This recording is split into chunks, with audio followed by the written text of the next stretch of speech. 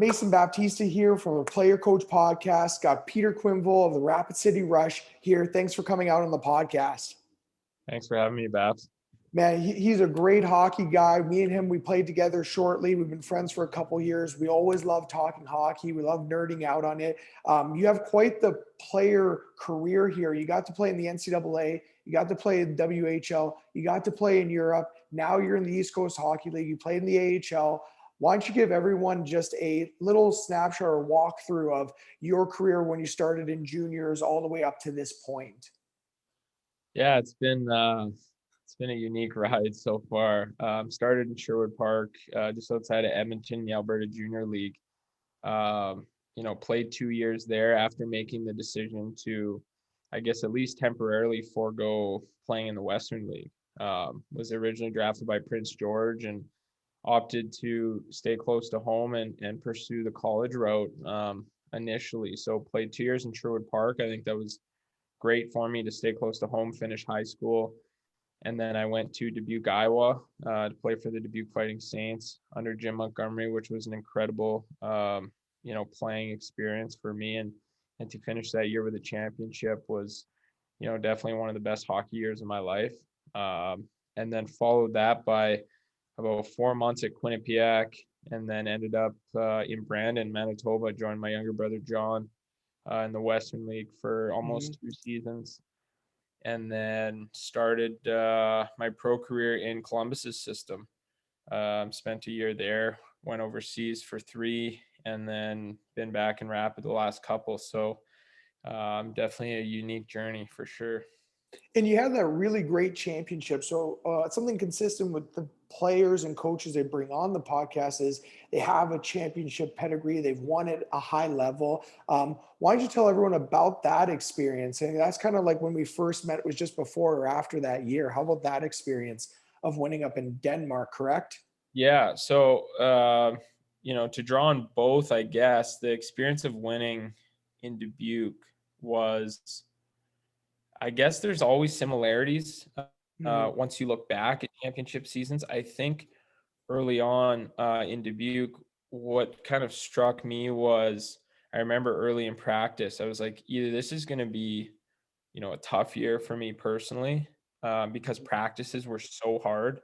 Yeah. There was no time and space. Everything was very structured, high pace. Other players were great.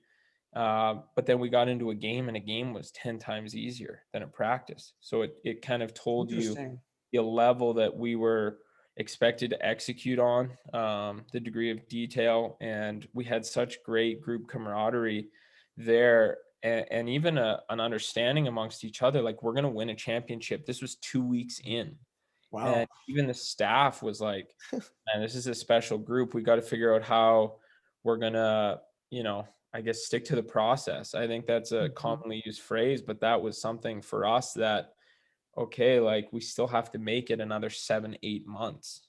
So like management, there was huge, yeah, like managing the group and keeping them on point the whole way through. 100%. And building, I guess, our group skill set, if you will, in terms of personal improvement and also team improvement, and making us, so versatile and able to beat all different styles of teams, and being able to adjust throughout the season, throughout games, and then kind of fill holes. I remember, there was maybe a time or two late in the year where, we're a very successful group, but, you can get a little complacent or a little bored. And I think we got waxed one time, maybe by Waterloo. And that was one team where, they had the ability to hold us accountable. And it also was exciting for the staff because they were like, okay, we need somebody to poke holes in our game heading to the playoffs.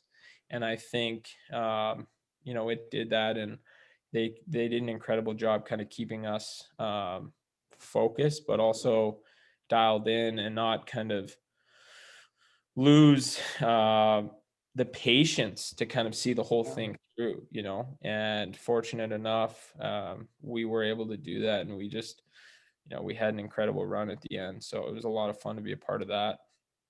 And then overseas, it was a unique kind of 1.5-year stretch in Aalborg for myself. I guess the year before we had won the President's Trophy, if you will. The equivalents, yeah. Yeah, for a regular season champion, but we lost in the first round to, I think, the 8th seed or 6th seed, and Yeah. just styles didn't match up, right? Mhm. And so that was tough to swallow. And then I didn't rejoin the team until like December of the next season. I had started in Czech and Finland. And Yeah. when I had rejoined, it was a different group of players. I would say a little bit deeper for sure. But yeah, we just, we were really good. We ended up finishing second in the regular season. Yeah. Just nasty 3 lines all the way through. Really good back end, good goaltending. And, the way things worked out was, truthfully, in my opinion, our championship series was against Esbjerg in the second round, because Okay. getting over that mental hump against Mhm. them was massive, right? They had been such a great team for years in that league, and we always struggled in Esbjerg, and at home it was, kind of a toss up too, right? So, Mhm. to be able to get through that series, I remember, I think we finished them at home, and the relief was like, oh my God, like now, and it sounds weird to say, but we would never had any worries about Herning, Yeah. like Well, just, no, it makes sense. yeah. And sometimes you just match up better against other teams, right? I mean, you see that at the NHL level all the time. Sometimes the team who maybe should have won played the wrong team in the second round, or the Yeah. wrong team in the third round, and then, they don't win, but it just kind of fell in line. And we were, really, really good. And to be able to close it at home against Herning was an incredible feeling. Get that golden bucket Yeah. and celebrate. It was pretty special to, kind of feel the love from the fans in the city. Yeah. Been a long time, I think, since they had won a championship. So yeah, it was a couple unique experiences for sure. Well, it's great that you're able to draw on those experiences and you kind of can encapsulate that knowledge and use that as you move through your career. Is it like, and I mentioned you got Q Hockey, you have your own business, you're working to develop players back home, you're working with players all the time, and those are key learning experiences that you can help share with other players. And before we get into that hockey side of things, I like that how you talked about these teams were all very, very good, but it seemed like it was just these small little things that need to go right. It's the smallest little details as you go through that really set you apart and give you the chance to win a championship. Would you kind of agree with that kind of statement there? 100%. And I think a lot of times, if you were to ask most teams who ended up winning, they knew that they were good from the get-go, Mhm. right? Other than maybe the St. Louis Blues a couple years ago, where, I would say that they too. just kind of had a miracle basically to have that kind of turnaround and win. Even the 8th seed LA Kings from 12, I Yeah, think, they were. a similar situation. But I would say most teams, you kind of have that feeling early on, right? So it's about managing. Obviously, being healthy is important. Having depth is important. Having a close group, I think, is unanimously one of the most important things in winning a championship. And then having the ability to adapt. I Yeah, think, because uh, it's bound to happen. There's going to be so many adversity, so many hurdles, and something too. I'll ask, like, would you say you talk about this belief in that your team can do it all? Would you say it's not just one team, but probably 4 or 5 teams in like a 20 or 30 team league that kind of share that belief, and so you have like that capacity to win, but the team that does pull it out is stringing those things together: room, injuries, health, momentum, capitalizing on opportunities. Would you say that would be something I'd see most teams, or you think it's just one team? no, I think you're probably right on that. That there's definitely a handful of teams that are similar. Um, and then it comes down to, okay, how at the end, let's say when you're down to the final four, how do those teams match up, Mhm. right? How do the styles of play affect the end result, right? Regardless of who is the best, theoretically, Yeah. on paper, whatever. I think that's a big part of it. And then peaking at the right time, or having a hot goaltender at the right time, or special teams. Yeah, Uh, it's huge. I think it's crucial. And sometimes you need luck, and sometimes, things just kind of fall into place, right? But I would say definitely, if you were to ask championship teams over the years, a lot of those kind of factors would be consistent. Well, yeah, no, it's good that we were able to lay that out because, again, that is something that players don't really think about as much. They kind of think about the game at hand, which is important to be in the moment. But in order to win long term or to win at the end of the year, like win that trophy, there's a lot of things that go into it. And so it's important to lay out that type of groundwork.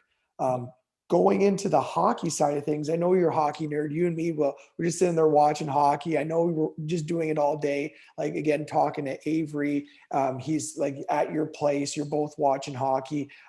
Getting into that side of things, what have you been seeing? Let's just kind of like, what have you been seeing from the NHL, or what's something that's been intriguing you? I have a couple of thoughts. I'd like to hear what you're thinking, what you're seeing now when watching games.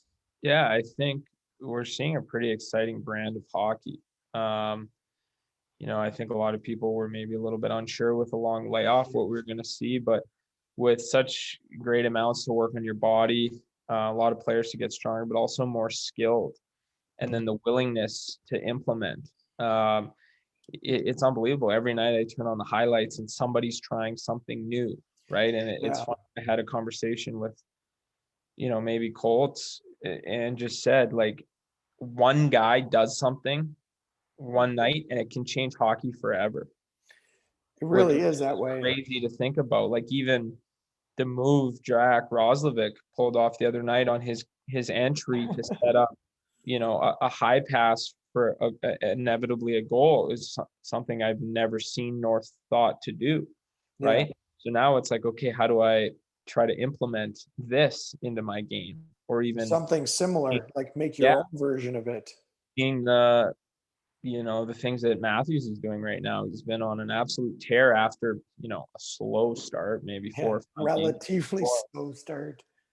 but just the willingness of guys to try new things. Uh, I think we're seeing, a huge emphasis on scoring and attacking, and possessing the puck. And I think with analytics where they're at, it's just showing how crucial it is to have the puck and some of the details in creating offense. And it just makes for way better hockey. Well, you saw with the game where Toronto blew the 5-1 lead in the overtime, Marner, one of the more underrated plays, and I'd like to go on that goal by Roslovic because that was unreal as well. I put it up for Dangle of the week, but Marner made this great puck possession protection play, maintaining possession, almost wraps her around the goalie. But when you do that, you're going to give up something on the defensive end. And Mhm. unfortunately, Riley misses the play. Like they make a good block and then they go down on a breakaway and they score, they win the game. But with this new age coaching or just the new philosophies, they're like, you know what?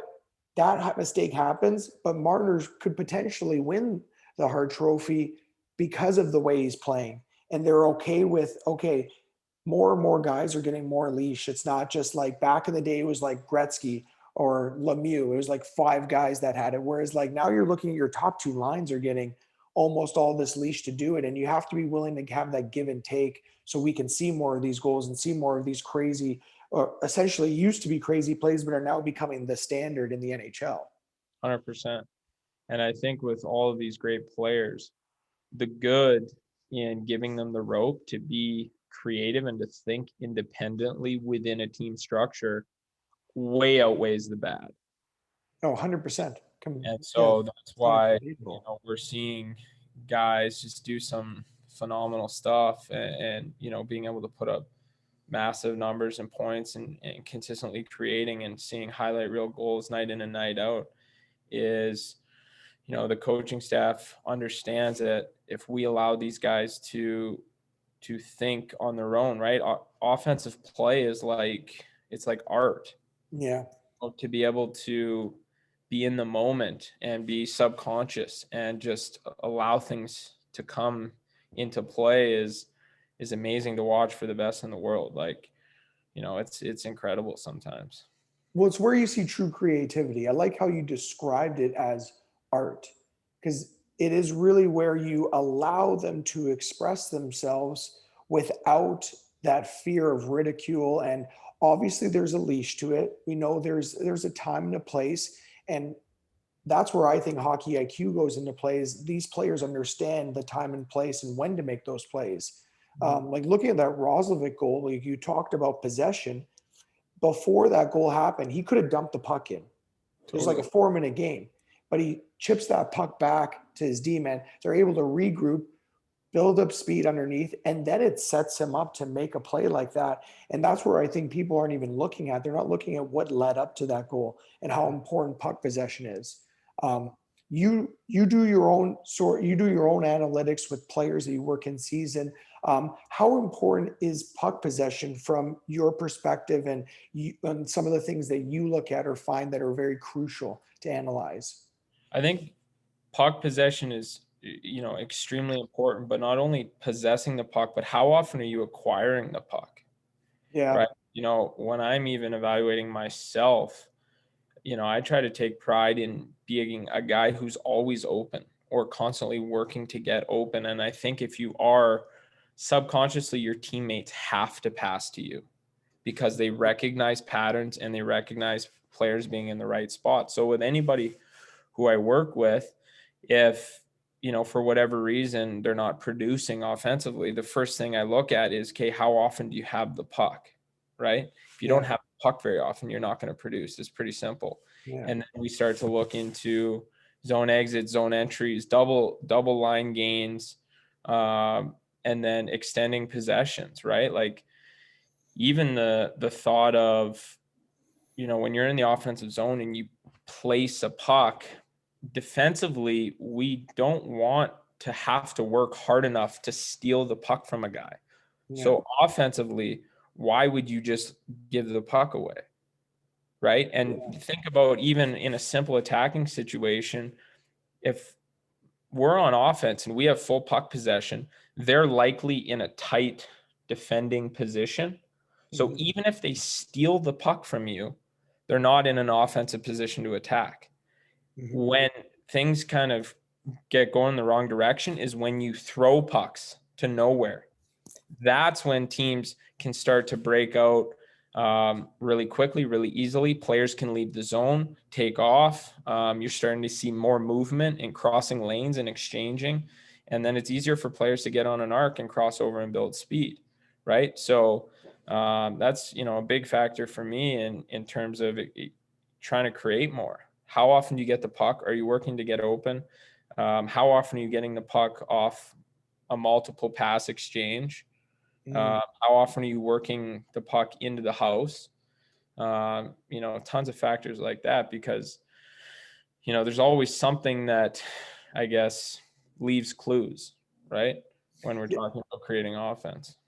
So it seems like you're looking for the breadcrumbs that lead into those high yielding results, like those plays that really generate a ton of offense. You're looking Totally. for plays into the box. You're looking on, okay, is a player presenting his stick?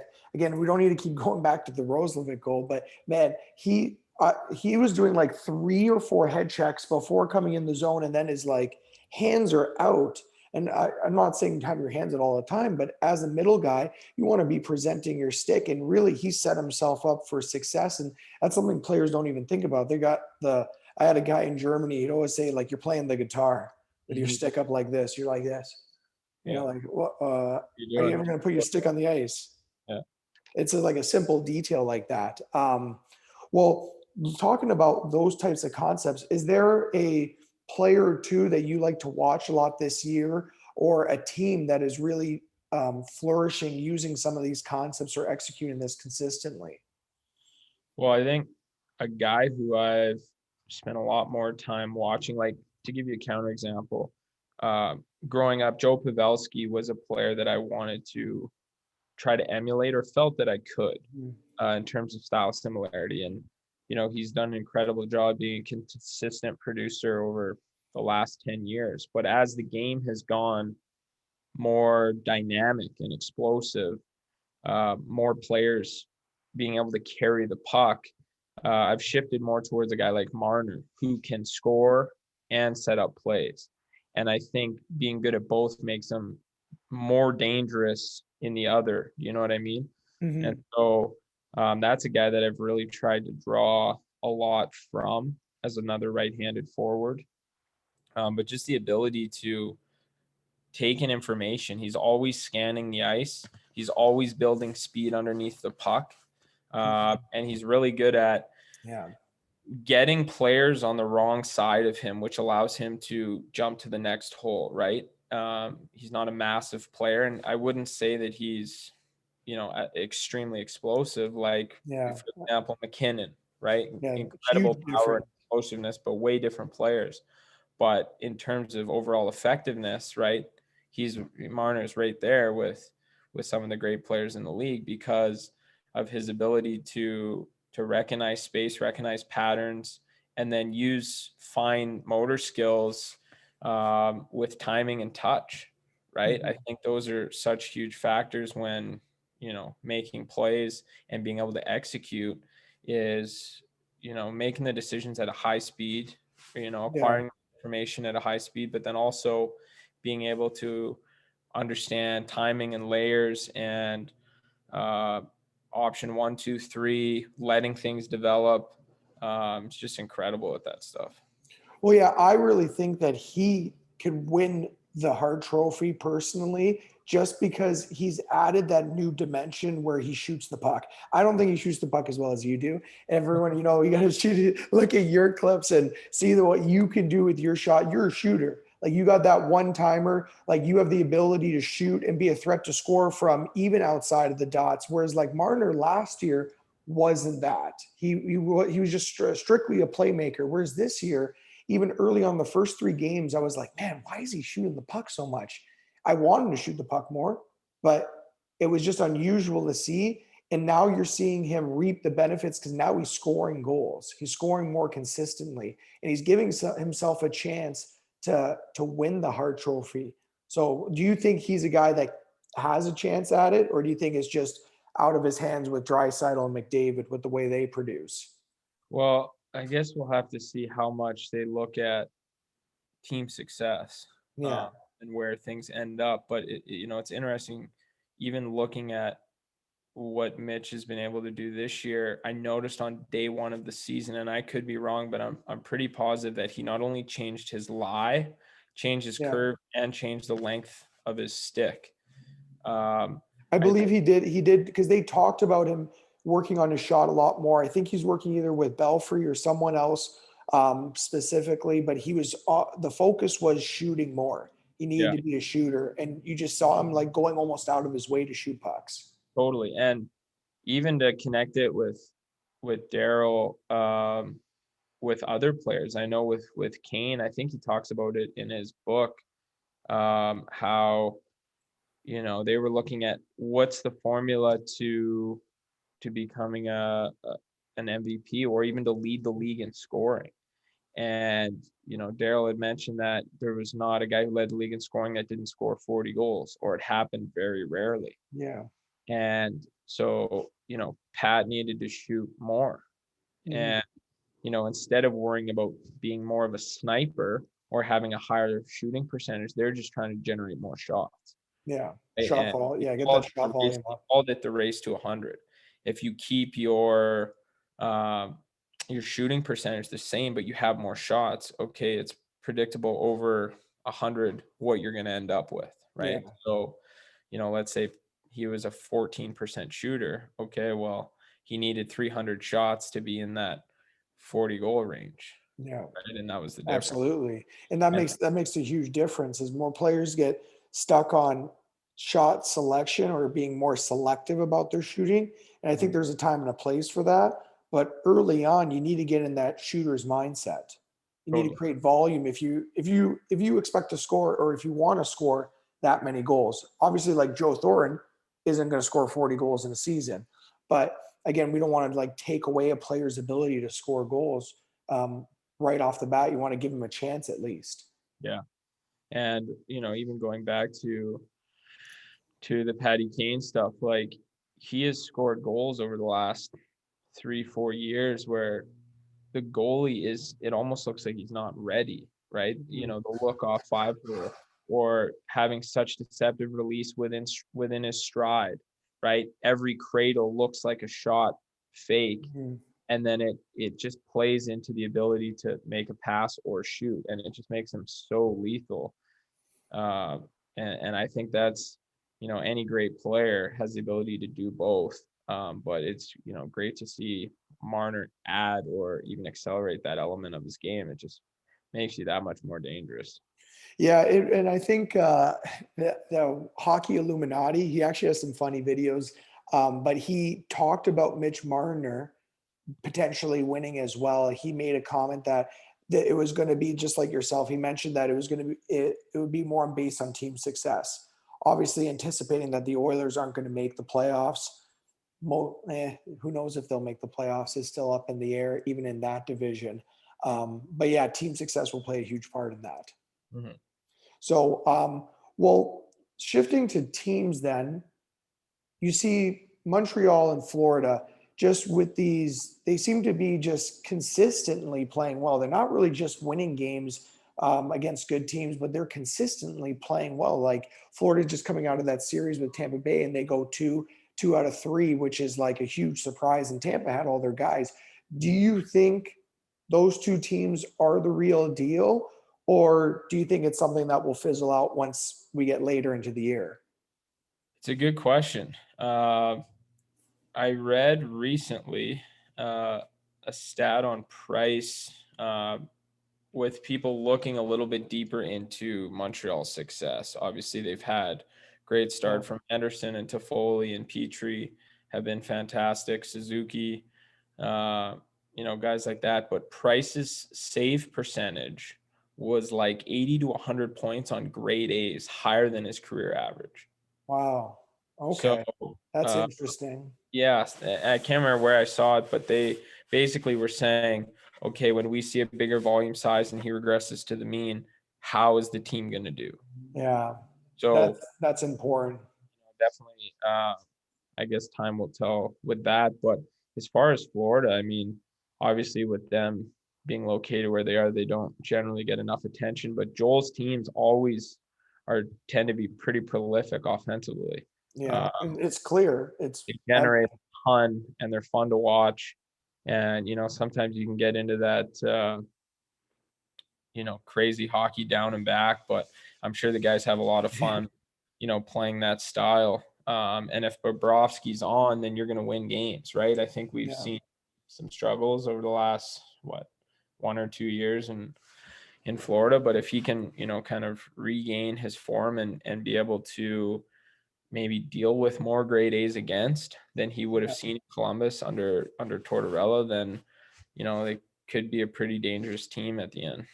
See, that's the interesting point is that, again, we've talked about the Shaw effect before, and it's interesting to see is that sustainable? And it really comes back to the goaltending is Price sustainable? Is Bob sustainable? Is their play going to be able to sustain long term? And Pricer has proven to be able to play consistently. Bob, not so much. So I'm not a believer in Florida, but Montreal, like they just seem like they're doing all the right things.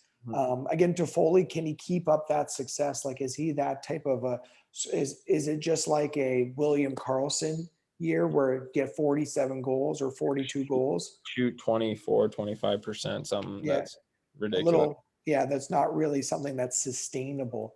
Um, so now again, you got Q hockey, you're a skill guy, you have an unbelievable shot, you have all these things, all these tools in your toolkit. What is a skill that's something that you focus on that maybe you could share to the audience that's something they could focus on that's giving you success? Or if there's another shooter out there like yourself, what is something that really led to you being able to perform and excel consistently? I think, sticking on probably what I know best within the shooting realm. I think it's crucial to round out your toolbox in terms of shot execution at a very young age. So Mm, something that I tried to pride myself on was to be able to execute all shots, and a lot of that involves good footwork yeah. and body control. But to be able to release the puck from any position, to receive passes, you know, straight up in front of you, from behind, east, west, different angles, and be able to have different shot selection releases, being aware of where you're at on the ice. Hmm. I think there's so many tools plus the mental side that goes into goal scoring. But on a pure shooting level, I think the ability to use the toe of the blade Hmm. is crucial. And that is the basis for executing most styles of shooting, especially in today's day and age. And to be able to elevate the puck quickly, I think it's very important to be able to keep that puck in the toe and activate the flex of the stick. I think that's huge to getting that explosive release. But yeah, if I could, tell young kids anything, round out your shooting toolbox, be able to execute shots off both legs, Hmm. one timing the puck, both Yeah. a strong side, weak side. And I think if you can do those, you're going to score a lot of goals at a young age. And then you need to continue to figure out ways to adapt and generate more chances. Right, as you get older, the games get harder, space is less available. But in terms of a pure skill set, I think being able to shoot every style of shot is crucial. At least have some sort of, so it seems like you got to have at least a level of competency in shooting with Yeah, your left, right leg, yeah, your one timers, your catch releases. Like these are things players need to be working on consistent basis. 100%. So, and again, I got, when we were together, I always saw you were working on your one timer. How crucial is that from your standpoint and in general in hockey? Because again, people just think the one timer is wind it back up through here and just blow the puck up like Alex Ovechkin. Whereas, like, do you think there's a little bit more to that? Like, do you think there's more value in even just around the net? Like, you kind of elaborate into that. Yeah, I think as far as the one timer goes, I think where the game is going, there's not that many players that are taking just a pure open slap shot, right? Like, Mhm. yeah, those happen on the power play for sure. Maybe a little bit more frequently on the back end, but to be able to disguise your intentions with a one timer Mhm. and still get it off very quickly is important, especially to being able to execute one timers while skating forward. Something that I've tried to work on recently is having your toe caps at the net, having your Cool. stick behind the heel of your skates, especially on Yeah. your side, and being able to get into a split stance where you can execute a one timer where it doesn't look like you are. You're not open pivoting, tickling the rafters with your windup, because when a goalie sees that 2-on-1, 3-on-2, they just come flying out and it hits them right in the Yeah. chest. You got no play. But if you can disguise that and still have a lot of power and the ability to hit both sides of the net, it's pretty dangerous, right? And with how good and big goalies are now, it seems like stock size is between 6'3" and 6'5", athletic, Yeah. They're huge. cover the crossbar on your knees. You got to really be able to get that puck off quick and elevate it. So you're thinking like a Kucherov, a Matthews, an Eichel, like the ability to just come in there and be able to show maybe catch release, but really one time that puck. That's going 100%. to give you that split second difference. Yeah. And it doesn't always need to be a one timer in the sense of hitting the puck. You can one time a puck and use like a slingshot type release, Mhm. right? We've Like seen, one motion, like where it yeah, just comes in and off your stick. yeah, your hands are a little bit closer together and you really try to use the flex. The And stick do the depending on work. what kind of kick point you have on your stick, if you can accurately use a sling release from, let's say, top circle down, I mean, you're probably going to have a little bit better accuracy. You're going to have that puck on and off your stick really Mhm. quickly. And it's very deceptive shot, right? Sometimes you'll see Ovechkin use it if he doesn't like where the pass is, Yeah, um, or no, if it's true. the pass speed is too hard, right? I mean, if you're going to do a full windup, ideally it's not too hard of a pass, but Yeah. if you want to be deceptive and fast and the guy slings it across ice quickly, if you can have a quick slingshot release with your hands close together, I mean, it can replace that 1T, but be that much more deceptive and hard to block. Yeah, it absolutely. And I seen it with Kucherov. He literally have his like wrist locked and loaded like this here, skating. And with his wrist locked like that, when that pass comes in so hard, he's Yep. able to one motion and just let it all out. And like the release is super high, but it's just getting that puck on net really quickly, like a one timer. So it's Yeah, nice. It really messes up the goalie and messes up the defender. No one really knows what they're doing. totally. And especially with the stick tech nowadays, letting that puck come in, Yeah. that the speed of the pass generates the power of the shot. So it's just that Yeah. recoil effect. And if you understand how to use the tech, I mean, even look at a guy like Pasternak. Yeah. Uh, he's not a hulking guy, No, and not at all. he can blast it, and he uses all the releases, right? That's an extremely fun guy to watch because he's got such a versatile shooting skill set that he's just so lethal from all areas on the ice. Yeah, and it's someone you just have to literally keep an eye on at all times. It's kind of, and that's what makes that line so difficult to cover, is because all three of them have that ability. They're so dangerous. Totally. So again, we're getting a little short on the time. I know we always get going, but before I ask you your definition of hockey IQ, what's a coaching philosophy, something that you've learned with your through your championships, through Q hockey, through working with all these players, that you feel stands out more than anything, has really helped you and has helped other players along your time? I think one of the big things that's become apparent to me recently is providing kids or players with the ability to think independently, especially of their coach, right? So whether I'm teaching offense, generating offense, or even just the skill of shooting, I also have to keep in mind that like your body's different than mine. So Yeah, like the length of your forearm, for example, or the length of your arms in general, or the ratio of your torso to your legs, like I'm not going to shoot exactly how you shoot.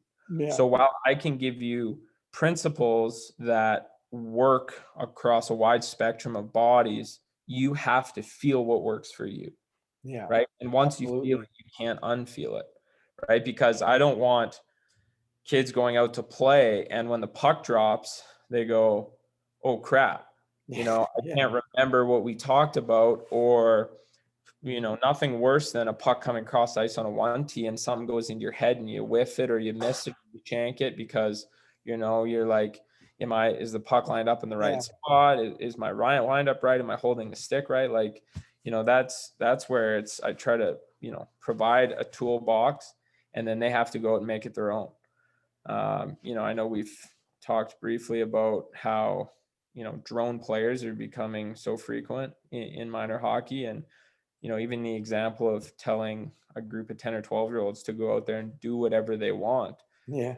They look at you with deer in the headlights Right. because that's Oh, not something what?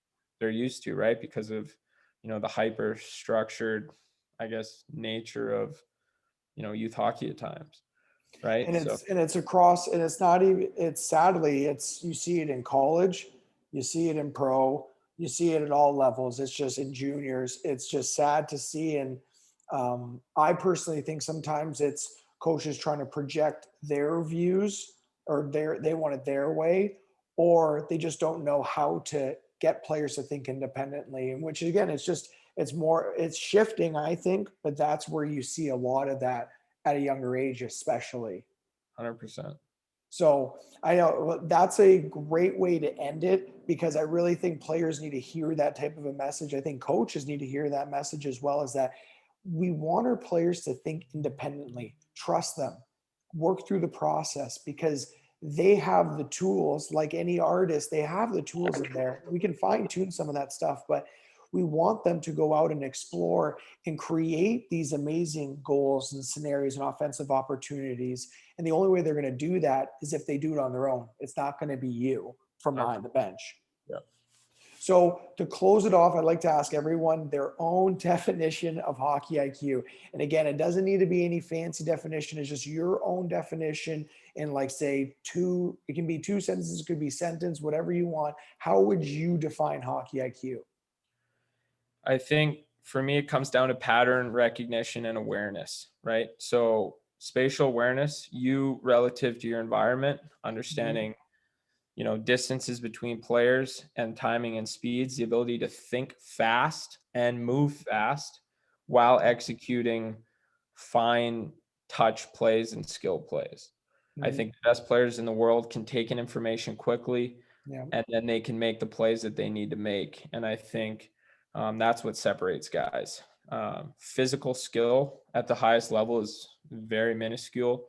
Mhm. It comes down to how you perceive your environment.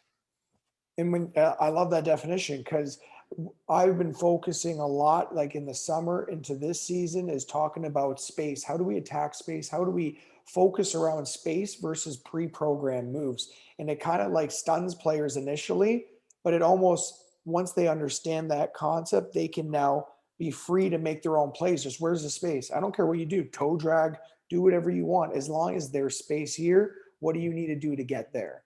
Totally.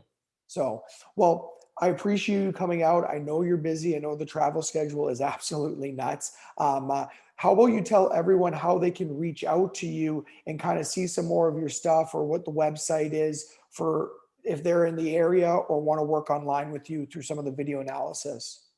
Yeah. So still working on a website right now for Quenneville Hockey, but in terms of reaching out on Twitter, Triple P Pete, and then also on Instagram, Pistol Pete 8.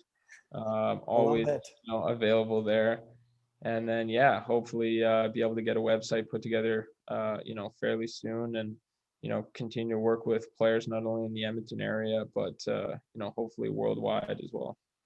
Well, awesome. Well, I'll make sure to put that. I'll put that on the tag here so that everyone can reach out when they do watch this. It'll be on YouTube, on Spotify, and then once the website's up, I'll obviously add that in there. Thanks again for coming out, and thanks to everyone for listening. Again, we're gonna have Q back out here because again, 40 minutes is not enough time to cover everything that we talk about. But thanks again for tuning in, and thanks again, Pete, for coming out and getting on the Player Coach podcast. Thanks for having me, Babs. So stay tuned for some more insightful content and some more people coming out on the podcast to take your game to the next level.